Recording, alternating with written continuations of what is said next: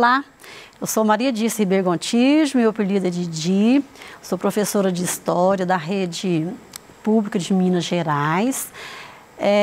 Estou aqui hoje com vocês mais uma vez, para mais uma aula de História, dando sequência à nossa aula anterior. Hoje nós vamos estar tratando do tema a primeira Revolução Industrial. Bom, esse tema, ele é bastante interessante, porque vai mostrar para a gente o quanto houve as revoluções tecnológicas a partir dessa Revolução Industrial. Ela começou na Inglaterra, tá? Lá no século XVIII, a partir de 1760 até 1850, mas hoje a gente vai estar vendo só a primeira, revolução, porque depois nas outras aulas a gente dá sequência na segunda e terceira. Mas, de qualquer forma, essa primeira Revolução Industrial, a gente pode falar que foi a primeira grande revolução tecnológica, que aconteceu, no mundo, tá? Então, aí, ela começou, ali na Europa, na Inglaterra. Bom, conceituando aqui, o que foi essa Revolução Industrial, poderia estar falando que ela foi realmente um processo de grandes inovações, tecnológicas que substituem, no momento lá, o trabalho manual pelo uso de máquinas. Claro que isso foi extremamente legal, fantástico, esse desenvolvimento tecnológico e que resultou em todas essas nossas tecnologias que a gente tem hoje e que você tem muito acesso a elas. Mas tem um lado negativo, que à medida que as aulas forem desenvolvendo, a gente vai estar vendo, porque se as máquinas substituíram o trabalho manual, é claro que vai ter alguém que vai perder nesse processo. E esse alguém, claro, somos nós, os seres humanos, porque o nosso trabalho vai sendo substituído pelo trabalho das máquinas.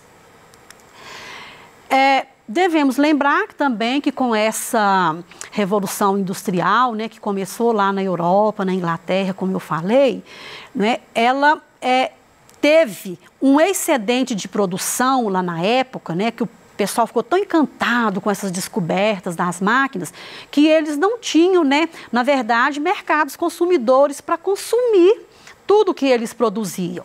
Então, a gente pode estar falando que houve naquela época um excedente, de produção, tá certo? Que jamais, até então, foi alcançado na nossa humanidade, tá? Porque, na verdade, não tinha tanta população para consumir tudo que eles produziam. Ou se tinha, as pessoas não tinham as condições econômicas e financeiras para estar comprando o que era lançado no mercado na época dessa Revolução Industrial. Aqui tem uma imagem do início da mecanização da agricultura lá na Inglaterra. É muito interessante porque a gente vê, de um lado tem ainda trabalho ali com animais, carregando produtos, que a gente chama isso de tração animal, mas ao mesmo tempo eles estão ao lado de máquinas, já fazendo o trabalho mecanizado no campo, tá?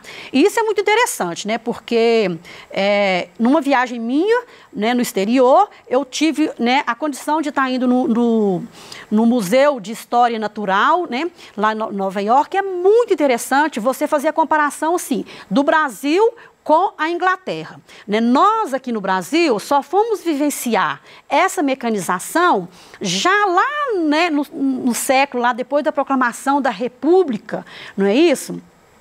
E 1900 e pouco lá que a gente vai começar a ter isso daí, porque até então, aqui no Brasil usava-se o arado manual, que nós vamos estar vendo umas imagens aqui para frente muito bacana, e eu falo para vocês que eu, como uma cidadã, que nasceu numa roça, eu ajudei muito meu pai a trabalhar, inclusive nessa questão de capina, de aragem, de arado, lá na roça, no pequeno pedacinho de terra lá que meu pai tinha. Então, isso é muito interessante que a gente consegue fazer, essa comparação e contando para vocês que eu vivenciei isso na minha vida, que o Brasil ele é atrasado com relação à mecanização do campo, né, em mais de 100 anos, né, no meu entendimento.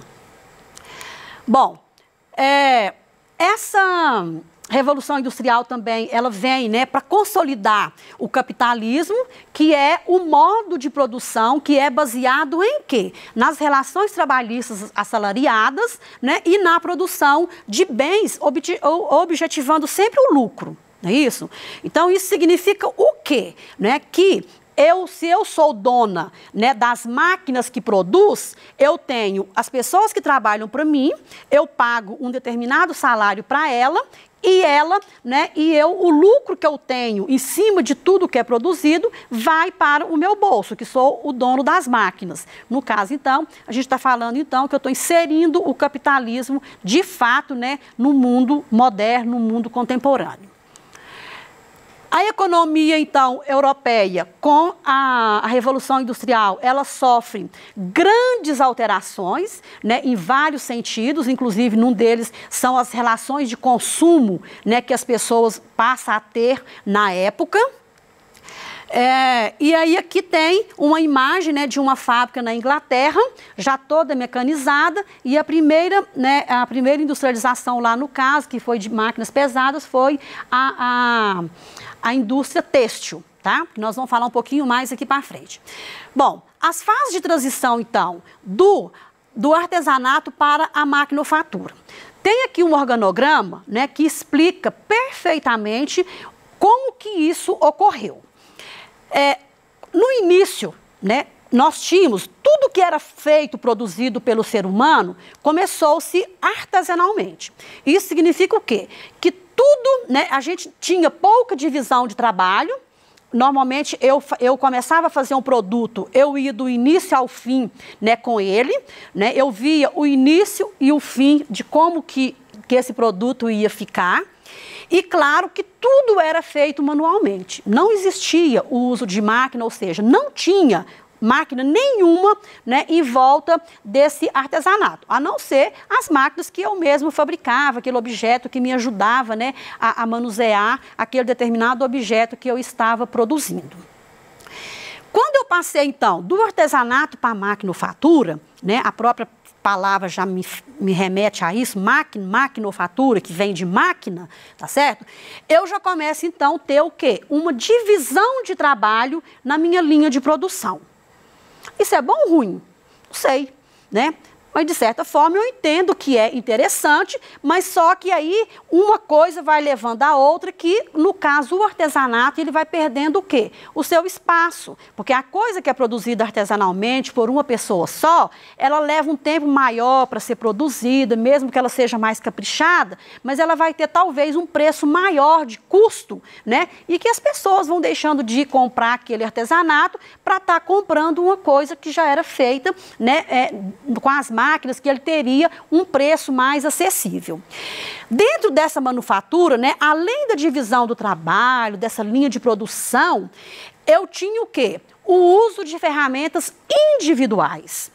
Então, se eu queria produzir, né, uma camisa, eu era uma costureira, eu teria que ter a minha máquina, eu cortava o tecido, ou muito provavelmente eu poderia ter uma pessoa que me ajudava nesse intermédio aí de estar, né, cortando o tecido para mim, mas eu ia costurar, eu ia chegar no final desse processo, mas eu era a dona da máquina. Ainda não tinha aquela produção, né, de um espaço onde tinham as máquinas e várias pessoas trabalhavam nelas.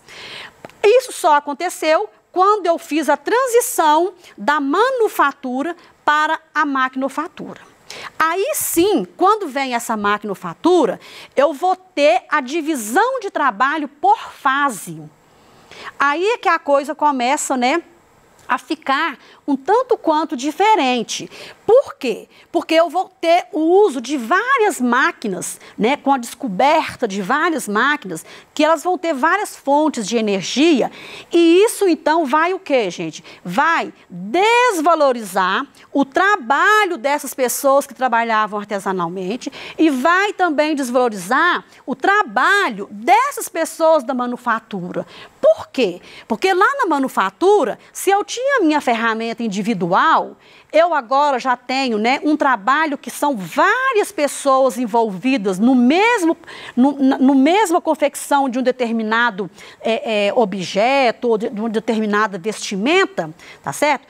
O meu trabalho, eu não vou precisar mais de tantas pessoas para estar fazendo esse tipo de trabalho. Aí o que vai acontecer? Esse meu trabalho, ele vai ser desvalorizado, tá certo? Porque várias pessoas que precisavam para trabalhar na manufatura, eu agora, como eu tenho a máquina, uma pessoa, duas pessoas, né, fazem o trabalho de várias. E isso leva, então, gente, a uma desvalorização do salário das pessoas lá na Europa, tá? Lá na Inglaterra, principalmente, né? Tem exemplo, né, que no início do processo, vamos supor que uma pessoa ganhasse 70 xelins, né, por mês. Daí 5 anos, essa pessoa estava ganhando 20 xelins. Por quê? Porque cada dia que as máquinas, né, eram desenvolvidas, mais o trabalho desses trabalhadores assalariados eram, né, desvalorizados. Aqui tem um outro organograma, né, que são os estágios da produção industrial. É um organograma, né, um pouquinho diferente, mas que também é muito interessante para vocês estarem analisando. Pesquisem um pouco, né, mais sobre isso. Tá? E aí vocês vão estar entendendo, né, a questão do artesanato, mas aqui ele já faz uma junção, né, do que é, né, a transição de um para o outro, mas na verdade, dependia do outro para esse desenvolvimento, tá? E aí o trabalho, então, ele deixou de ser primitivo, serviu para ser o trabalho assalariado lá na manufatura, né? E depois para ele ser um trabalho mecanizado lá na época da maquinofatura. Bom, quais que são os fatores fundamentais, então, né, para a transformação dessa produção lá na Inglaterra durante essa primeira revolução industrial? Dentro dos fatores técnicos, nós vamos colocar que teve, né, o descobrimento das máquinas modernas. Eu cito aqui como exemplo, né, as máquinas lá da indústria têxtil, que foi a primeira indústria, né, que eles desenvolveram lá dentro, que é a questão das vestimentas, das roupas. Isso por quê? Porque eles tinham muita matéria-prima lá para estar fazendo isso. Começou-se a usar, né, o vapor como fonte de energia, mas não só o vapor, tá? Aí, para fazer esse vapor, né, eles precisavam do carvão, mas a Inglaterra tinha carvão em abundância.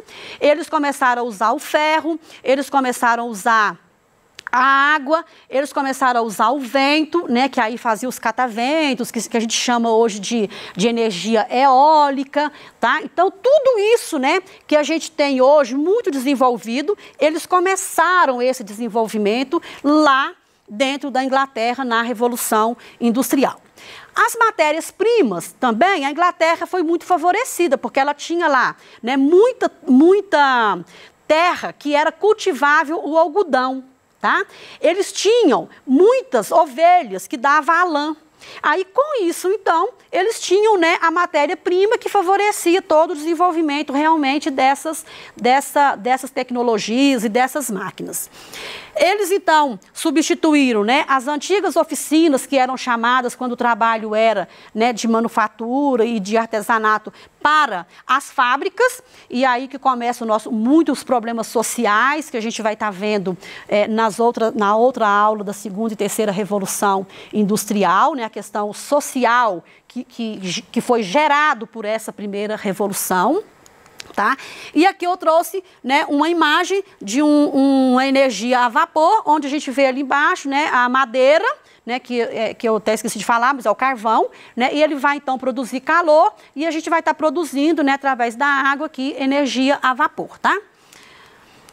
Bom, ainda dentro dos fatores fundamentais, né, uma coisa que favoreceu a Inglaterra também foi a questão da expansão marítima, né, porque como Portugal e Espanha, né, vieram para a América, eles então difundiram, né, eles aumentaram, ampliaram, né, o mercado consumidor das matérias, né, dos produtos que eram industrializados lá na Inglaterra.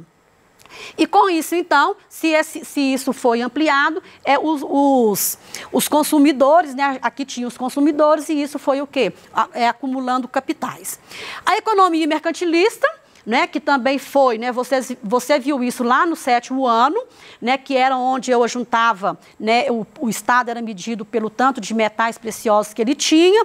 Aí, na verdade, então, a economia mercantilista, o Estado também ajudou e favoreceu esse desenvolvimento lá da indústria na Inglaterra.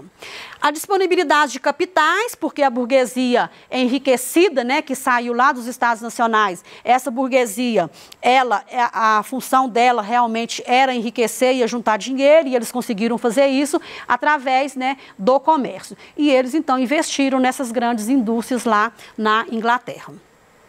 E as revoluções liberais, lá, né, de dentro da própria Inglaterra, a Revolução de 1688, a Revolução Gloriosa e a Guerra Civil, que também favoreceu porque, né, a burguesia teve lugar nesse governo lá da época. E o desenvolvimento científico, que foi o uso da razão para estar desenvolvendo, né, toda essa tecnologia sem ter, né, que explicar a questão da fé para a igreja, que nesse momento separou-se do Estado. Ali tem uma imagem de uma locomotiva a vapor. O pioneirismo inglês, né, ele foi por causa do acúmulo de capital, que eu já citei para vocês, com a questão da burguesia enriquecida através do comércio. Eles tinham disponibilidade de mão de obra, tá? Muita gente, de matéria-prima e de fontes de energia, tá? A Revolução Gloriosa e burguesia no poder, eu acabei de falar. E aí teve uma situação interessante, que foi dos cercamentos. Esses cercamentos eram, né, pedaços de terra onde, né, as pessoas moravam. E a partir, então, da Revolução Industrial, eles destituíram essas famílias, né, que moravam nesses cercamentos e deram essas terras para a burguesia. Essa burguesia, então, como ela tinha dinheiro, ela fez plantações ali de algodão, que era a matéria-prima que eles precisavam, e aí, então, deu um impulso, né, para essa revolução industrial. Nós tivemos, então, o início com a indústria têxtil, que eu já falei. Várias máquinas, né, foram descobertas, mas principalmente as máquinas a vapor, usando vários tipos de energia, mas principalmente a metalurgia, o carvão e etc. Ali tem uma imagem, né, de um tiar de tecelagem. Aqui tem uma máquina a vapor, né, uma máquina do campo, né, de colheita. Dentro das inovações tecnológicas, eu já coloquei, né, foi descoberta locomotivo, navio a vapor. No setor de comunicações, o telégrafo, o código Morse, o telefone. Na roça, né, na agropecuária, desenvolveu fortemente a debuladeira, o arado. Aí eu trouxe as imagens aqui de uma comparação, quando o arado era, né, por tração animal, e do lado, né, o arado já, né, de mecanizado, tá? Em cima, um barco a vapor, e aqui, né, o código Morse ali, né, bastante o telefone, já também que foi descoberto lá na Inglaterra nessa época. Bom, praticando o que a gente acabou de ver aqui, né, mas a gente vai dar sequência nesse conteúdo na nossa próxima aula, tá? Eu trouxe para vocês aqui pensarem. A produção artesanal, né, que você coloca sapato, roupa, que a gente vê tudo isso hoje, telefone celular, né, quase tudo que usamos é fabricado feito dentro de uma fábrica, não é isso? Então, eu quero que você registre no seu caderno, né, para responder, você responda e depois leve para o seu professor, né, para vocês discutirem lá, você, seus colegas, seu professor, né, e aí para vocês discutirem como que as pessoas viviam antes do surgimento das fábricas, como que era isso, e como que eram produzidos os bens e objetos de que a gente necessitava, tá bom? Bom, a nossa aula está terminando, né, mas eu espero, tenho certeza que a gente vai estar juntos brevemente, tá? E na próxima aula, até então, eu peço para vocês, permaneçam em casa, tá? Porque é a forma da gente estar, né, nos resguardando dessa pandemia. E na próxima aula, a gente vai ver, então, a segunda e a terceira revolução industrial. Obrigada e até breve.